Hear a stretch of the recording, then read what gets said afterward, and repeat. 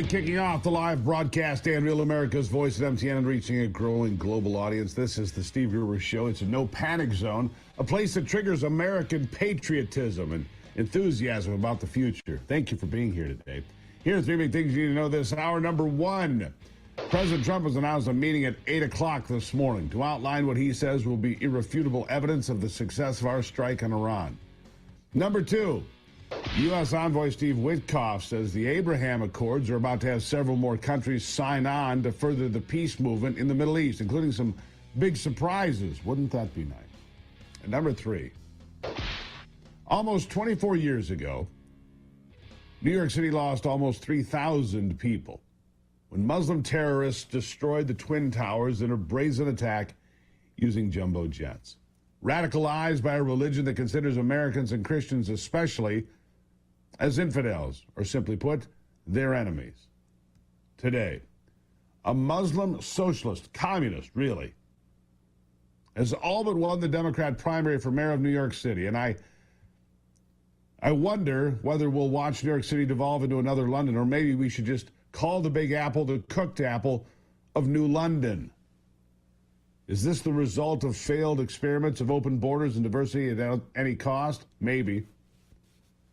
33-year-old Zoran Mamdani, born in Uganda to Indian parents, is a self-described democratic socialist who only became a naturalized citizen 7 years ago. And now he's on the verge of running America's largest city with a very radical and, dare I say, un-American vision. His mother told the Hindustan Times that Mamdani doesn't even consider himself an American. She said, and I quote, "He is not an American at all. He was born in Uganda, raised between India and America. He's at home in many places. He thinks of himself as Ugandan and as an Indian." Really? Thanks, Mom. As many as 500,000 illegal aliens live in New York City. That's just the ones that people call undocumented. So it should come as no surprise that Mamdani resonates with people who also, by every definition, do not consider themselves American. He ran ads in a foreign language, promising free stuff, lots of it, to just about everybody to win this primary. Listen to this. बात ये नहीं है कि मैं क्या बनूंगा, बात ये है कि मैं क्या करूंगा हमारे कम्युनिटीज के लिए और हर एक न्यूयॉर्कर के लिए। मैं हमारे शहर को अफोर्डेबल बनाऊंगा। न्यूयॉर्कर्स मुश्किल से अफोर्ड कर रहे हैं रोटी, कपड़ा और मकान। मैं ये सब बदलने के लिए लड़ रहा हूँ। Rent freeze, free buses, universal child care और सस्ती ग्रोसरीज के जरिए। पर आपको एक सवाल पूछना चाहता हूँ, तुमने कभी किसी को वोट किया? Anywhere you speak, and it doesn't matter. In any language, communism is dangerous. That's where we're at. A campaign targeting audiences that don't even speak English and who know almost nothing about America or American heritage or don't care. Let's look at the demographics, because despite the optics, it's actually the usual demographic that chose this man as the Democrat candidate. What do I mean by that? Well, despite Mamdani's promises of free stuff to low-income New Yorkers, they voted overwhelmingly against him. It's the middle and upper class who think that the government can magically solve everything. It's the white know-it-all liberals who did this, at least so far. And when it comes to racial demographics, black and Hispanic voters also voted against Mamdani, with white and Asian voters boosting the Muslim to a win. Additionally, the majority of college graduates voted for Zoran. Most without a degree voted for Andrew Cuomo, confirming what we already know. American universities have become Marxist indoctrination centers. Mamdani's promises are straight out of the Marxist playbook. He promises to make New York City a battleground to fight against Donald Trump and fight for open borders. Here's more. And it's where the mayor will use their power to reject Donald Trump's fascism, to stop mass ICE agents from deporting our neighbors, and to govern our city as a model for the Democratic Party. Yeah. Turn it into a socialist, communist hellhole. Those aren't the only promises he's made. He promises to make the city a communist utopia. When you hear more from this speech, Maybe you can understand why left-wing New Yorkers rallied behind this man. Maybe you can, but I'm still confused. Here, listen. We have won because New Yorkers have stood up for a city they can afford. A city where they can do more than just struggle. One where those who toil in the night can enjoy the fruits of their labor in the day.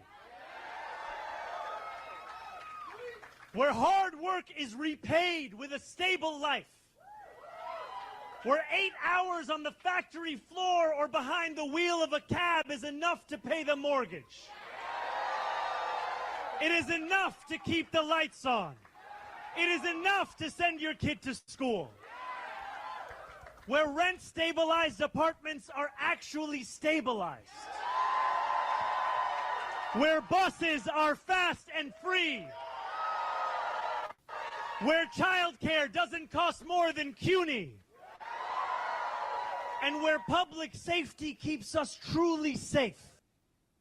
So he's talking about taking police out of dangerous neighborhoods, replacing them with social workers, free buses, free childcare, government supermarkets too. You and I and most of America know that those are nothing more than empty promises because he plans on accomplishing those objectives with government handouts, which have never in the history of government worked. And here's what I just mentioned, the loony idea of government-owned grocery stores. You have to hear it to believe it. Here it is. Grocery prices are out of control. The cost of eggs and milk has skyrocketed. Some stores are even using dynamic pricing, jacking up the cost over the course of a day depending on what they can get away with. It doesn't need to be this way. I'm Zahran Mamdani, and as mayor, I will create a network of city-owned grocery stores. It's like a public option for produce. We will redirect city funds from corporate supermarkets to city-owned grocery stores, whose mission is lower prices, not price gouging. These stores will operate without a profit motive or having to pay property taxes or rent, and will pass on those savings to you. Here's a prediction for you. There will never be government-owned grocery stores in New York, and if they are, they'll be short-lived and a failure. Your grocery store can run with the same efficiency as the DMV. I mean, come on, seriously? You want the government to run your grocery store? Here's the kicker. Mamdani claims to want to protect the underprivileged, but in low-income areas where he promises to set these stores up, the government stores will end up competing with and running out of business small independent bodegas, which make up 80% of retail food outlets in the city. These government stores aren't going to crush the local Kroger. They're going to squash family-owned businesses. And New Yorkers should know this, but these rich white college kids are too brainwashed for common sense. How do I know? Well, watch this. I voted for Mamdani. Okay, can you tell us why? I'm just looking for someone new and not part of the established Democratic Party who also hasn't been accused of sexual assault. I spoke to the other side a little bit, and they're concerned about like the government-run grocery stores and the free buses. What's your response to that? I think government in the U.S. is great in the sense that there's always balance, right? Like, no one person is making all the decisions, and so I think there'll be balance within. He describes himself as a Democrat socialist. Like, do you feel like socialism would work in New York City? No, not necessarily. Oh, well.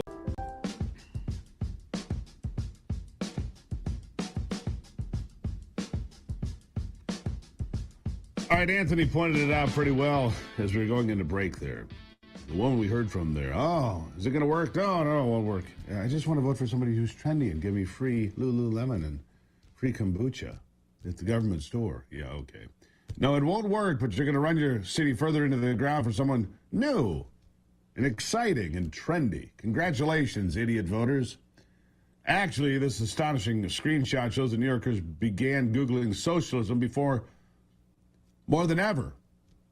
After the polls closed, they have no idea what they're even voting for. Neither does the genius Joy Reid, who's struggling to make her mark on CNN now after being drop-kicked from MSNBC for being an abject failure. She isn't used to getting fact-checked even mildly, and here she gets handed the receipts on why Mamdani is not good for New York City. She doesn't handle it particularly well. Listen. What is your evidence that Mamdani would return New York City to the 1970s hellhole Times Square. What is your evidence of It's very simple. So he wants to raise taxes on people who make the most money. What eventually is going to happen is you're going to lose that tax base. Once you lose that tax base, our bonds will get degraded. Now the city budget will not be substantial enough to subsidize not only the cops but the fire department, the sanitation department. Once you start losing Wall Street and people who pay $11,000, $12,000 a month to live on the Upper East Side, you're done. Let me ask and you go back to the 70s when Gerald Ford said to New York, drop dead. Okay. There you have it. Not only are Mamdani's promises reckless, they're empty. She just got throttled there, by the way. You run the tax base out, which, by the way, Florida's going to have a lot more people moving in.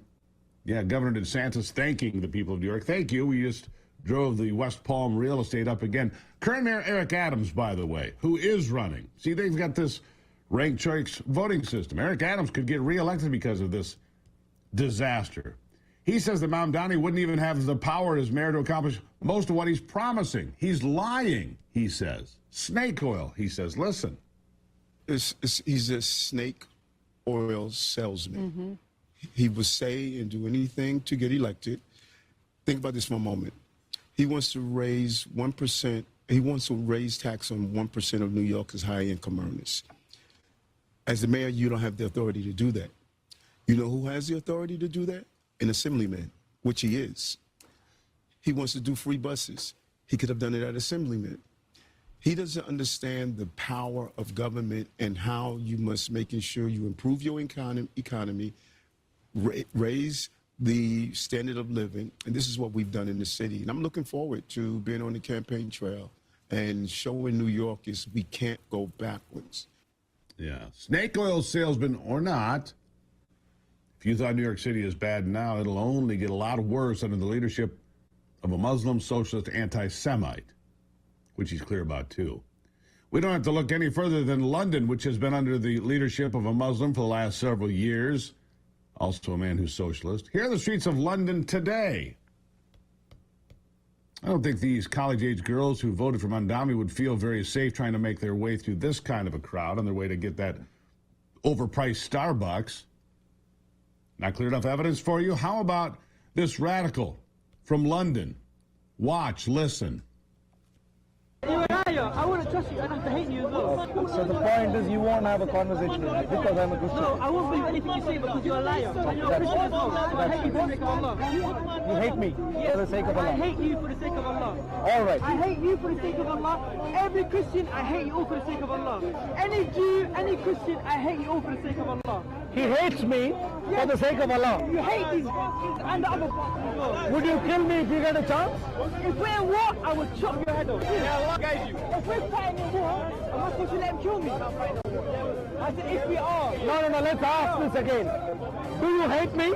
Yes, I hate you for the sake of Allah. Who taught you to hate me? Islam did. Wow. He hates all Jews. He hates all Christians. He would kill them if there was any sort of a war.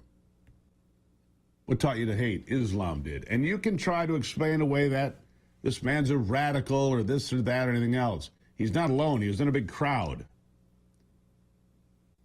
Mamdani is radical enough to want to arrest the Prime Minister of Israel for war crimes. How do I know? He said so. Here it is.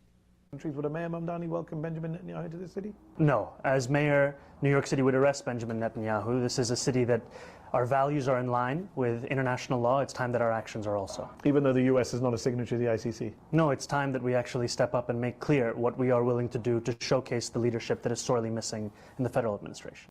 If Benjamin Netanyahu visited the Big Apple, the mayor would have him arrested. Really. This is a man who has every intention of creating his own regime inside New York City. He has stated every turn that he plans on defying the federal government every opportunity he has. Here are some of his other campaign promises. Abolish the New York Police Department. Abolish prisons. Abolish medical bills. Abolish private health insurance. Ban all guns. End cash bail. Decriminalize drug possession. End all cooperation with ICE. A recipe for disaster, and I know a lot of us might be tempted to just let it happen. Let these New York City liberals get what they want. Let them find out for themselves when you hand away every ounce of freedom for the illusion of free stuff. But here's the problem. Number one, these people don't learn. There's a reason LA, San Francisco, and Chicago are as terrible as they are because liberals don't learn. They're too blinded by their hatred of the right. And second, New York City is an American city. It used to be great. We used to be able to take pride in it, and we could again one day. I want to, and I think we should. All of our largest cities need to reflect the values that made our country great. That's why I've spent the entirety of this segment calling out Mandami for what he is, a danger to the largest city in our nation. We'll see just how rotten the Big Apple has become in November, when the mayoral election is finally held. But for the sake of New Yorkers and Americans everywhere, I hope this is as far as Mandami gets. We need to put a stop to it now. I'll take Eric Adams over this guy 10 times to none. 10 times to none. All right, we'll see what happens. Appreciate you being here. Find out more by following me on X. We need more followers today. On Facebook, come on, step up. Be part of this movement. Save America. Because remember, only you can save America. I can't do it by myself. Are you with me? Don't forget to watch live on YouTube, live on X, live all over this planet. It's the Steve Gruber Show.